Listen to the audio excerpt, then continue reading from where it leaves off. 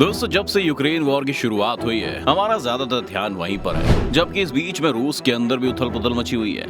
पिछले कुछ महीनों में 8 से ज्यादा ऐसे बिजनेसमैन मारे जा चुके हैं जो रूस की ऑयल और गैस इंडस्ट्री से डायरेक्टली रिलेटेड हैं। ये लोग ना सिर्फ पुतिन के करीबी थे, बल्कि ये भी कहा जाता है कि ये पुतिन के लिए बहुत सारा पैसा भी मैनेज किया करते थे और इन्हें पुतिन के कुछ ऐसे राज पता थे जिसे हर हाल में पुतिन को बाहर आने से रोकना था। इन सभी लोगों के केसेस में इनकी मौत की सही वजह पता नहीं चल पाई है और ना इन्वेस्टिगेशन में कुछ ऐसा हाथ लगा कि मर्डर की वजह जान सके।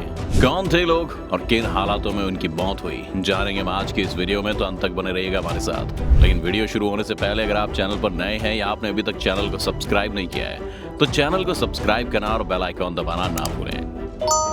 अभी रिसेंटली जिस मौत ने इस मुद्दे को हवा दी है वो है रेबल मैगनोव नाम के एक बिजनेसमैन की मौत, जो लुकोइल कंपनी के चेयरमैन थे। लुकोइल इस वक्त रूस की सबसे बड़ी ऑयल कंपनी है। आपको बता दें कि जब रूस और यूक्रेन के बीच जंग शुरू हुई थी तो लुकोइल ने एक पब्लिक स्टेटमेंट जारी की थी जिसमें उन्होंने इस जंग का विरोध किया था, दोनों देशों के बीच शांति की अपील की थी। रेबल की मौत अपने हॉस्पिटल के कमरे की खिड़की की छत से गिर जाने के कारण हुई थी। रूसी एजेंसीज का कहना है कि जब रेबल को एक सीरियस बीमारी के कारण हॉस्पिटल में एडमिट किया गया तो वो खिड़की के पास आए और गलती से खिड़की से बाहर गिर गए। इस पर कई लोगों ने रिएक्ट करते हुए ये पॉइंट किया कि क्योंकि मॉस्को में बहुत ठंड पड़ती है इसलिए वहां पर खिड़कियों में डबल डोर्स होते हैं, तो आखिर ये सिर्फ एक गलती कैसे हो सकती है। इसके अलावा लुकोइल कंपनी के टॉप मैनेजर अलेक्जेंडर सोबोटिन की भी मौत एक अजीब हादसे में हुई थी।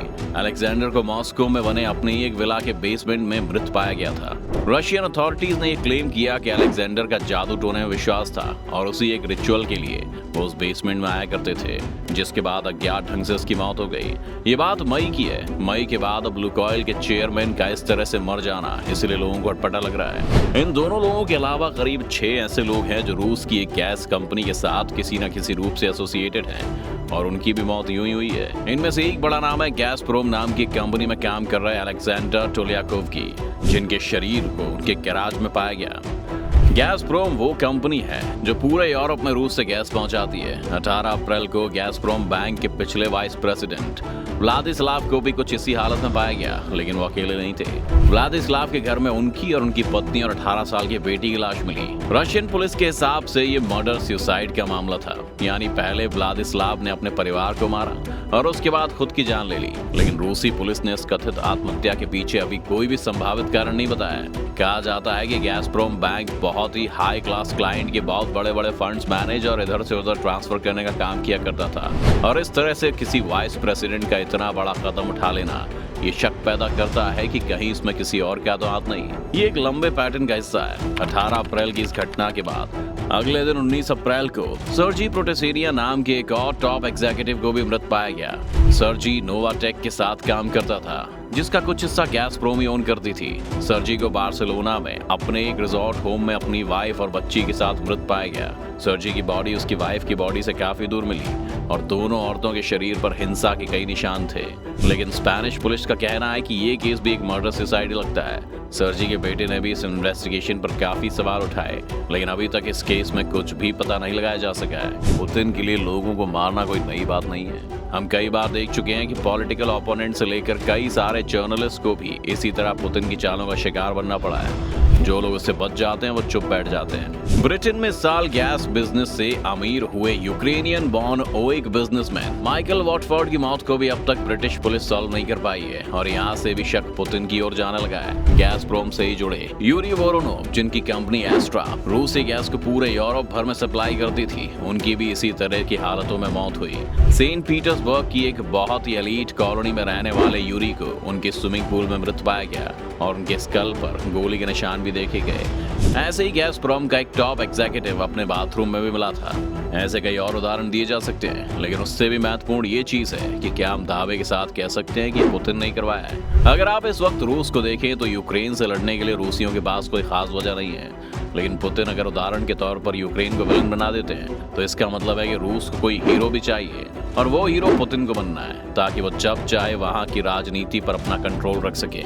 इसलिए यूक्रेन वॉर एक्चुअली रूस का नहीं बल्कि बल्कि पुतिन की लड़ाई है। लेकिन शायद पुतिन इसे कुछ ज्यादा ही स्ट्रेच कर चुके हैं और अब पुतिन को ये डर लगने लगा है कि कहीं उनकी सत्ता ही ना चली जाए। रूस में सरकार की ताकत बिजनेस है और बिजनेस की ताकत पुतिन है। रूस की हर बड़ी कंपनी में काम कर रहे लोग वो हैं जो पुतिन के बहुत करीबी रहे हैं, जिस वजह से पुतिन ना सिर्फ इंडस्ट्रीज पर अपना कंट्रोल बनाए रखते हैं, लेकिन जो दौलत पुतिन ने सबसे छुपाकर अपने लिए रखी है उसे लेकर भी ये बिजनेसमैन पुतिन की मादा करते थे। पुतिन को ये मालूम है कि इस वॉर के कारण दिन ब दिन उनकी शक्ति देश में कमजोर होती जा रही है और ऑपोजिशन में बैठे लोग अपने क्रिटिसिज्म को लेकर काफी मुखर भी हो गए हैं। सीधे शब्दों में कहें तो ये लोग अगर जिंदा बचे होते तो इनके पास पुतिन के ऐसे भी सीक्रेट्स थे जो किसी को भी नहीं पता थे, जिस वजह से पुतिन ने उन्हें हमेशा हमेशा के लिए शांत करवा दिया। हॉस्पिटल बिल्डिंग से गिरने के लिए मर्डर, सुसाइड जैसे बहानों के अलावा इन मर्डर्स की इन्वेस्टिगेशंस में कोई कंक्लूजन ना निकाल पाना इस बात को प्रूव करता है कि रूस में सब कुछ सही तो नहीं चल रहा है। नॉर्मल सर्कमस्टेंसेस में अगर हम होते तो ये भी कह सकते थे कि हो सकता है कि रूस को कमजोर करने के लिए काम यूक्रेन ने किया हो, लेकिन ना तो यूक्रेन की इंटेलिजेंस सर्विस इसके लिए कैपेबल है और ना ही ब्रिटेन और स्पेन वो देश हैं जो अपनी जमीन पर इतने हाई प्रोफाइल मर्डर्स को होने देंगे। रूस के ऑफिशियल्स ने हमेशा इन मौतों को बस एक कोइंसिडेंट बताया है, लेकिन आपको क्या लगता है कि 8 लोगों का सेम इंडस्ट्री में मारे जाना एक कोइंसिडेंस हो सकता है? वो भी तब जब इनके साथ पुतिन जैसे आदमी का नाम जोड़ा जाए जिसकी सच्चाई दुनिया भर को पता है। पुतिन की अगर हिस्ट्री निकाली जाए तो उनके साथ कई सारे कुख्यात कांड जुड़े हुए हैं। हालांकि आज तक इसका कोई सबूत सामने नहीं आया, लेकिन आएगा भी कैसे? सबूत सामने आने से पहले उसे मिटा दिया जाता है। अलेक्जेई नावाल्नी, जो देश में पुतिन के सबसे बड़े राजनीतिक विरोधी माने जाते हैं, उन्होंने अपने YouTube चैनल पर पुतिन के करप्शन को एक्सपोज करने के लिए उनके सीक्रेट्स आलीशान महल के वीडियो पोस्ट कर दी थी। इसके बाद भी उन्होंने कई एक्सपोज किए और पुतिन के साथ काम कर रहे लोगों के आलीशान बंगले, प्राइवेट याचेस और बड़े बड़े फार्म हाउस के भी वीडियोस और सबूत उन्होंने दुनिया के सामने रखे। उन्होंने मार्च और जून 2017 में लोगों को इसके खिलाफ प्रदर्शन करने के लिए बुलाया और लोगों का एक बहुत बड़ा हुजूम सरकार के खिलाफ विरोध प्रदर्शन के लिए निकला। इस प्रदर्शन को बड़ी ही बर्बरता के साथ दबा दिया गया था, लेकिन बात यहीं खत्म नहीं हुई। नावाल्नी को इसके बाद जेल हो गई और जब वो जेल से बाहर आए तो एक फ्लाइट में उन्हें जहर देकर मारने की कोशिश की गई। फ्लाइट की इमरजेंसी लैंडिंग करवाई गई और वो बच गए। इसके अलावा KGB के कुछ पूर्व जासूस और देश के कुछ टॉप जर्नलिस्ट जो पुतिन के खिलाफ लिखा करते थे, उन्हें भी हाल ही के सालों में कुछ इसी तरह से मारा गया है। तो अब क्या सचमुच हम इन बिलियनियर्स की मौत को बस एक इत्तेफाक समझकर इग्नोर करते हैं? खैर, इस पर हमने तो जो कहना था वो कह दिया, लेकिन आपको क्या लगता है दोस्तों? क्या इन लोगों की मौत के पीछे वाकई पुतिन का हाथ है या आपको लगता है किसी और का? अपनी राय में कमेंट में लिखना मत भूलिएगा। उम्मीद है आपको आज के इस वीडियो से काफी कुछ सीखने को मिला होगा। अगर आपको ये वीडियो पसंद आई तो वीडियो को लाइक करें और अगर आप इस चैनल पर नए हैं तो जाने से पहले चैनल को सब्सक्राइब करना भी ना भूलें।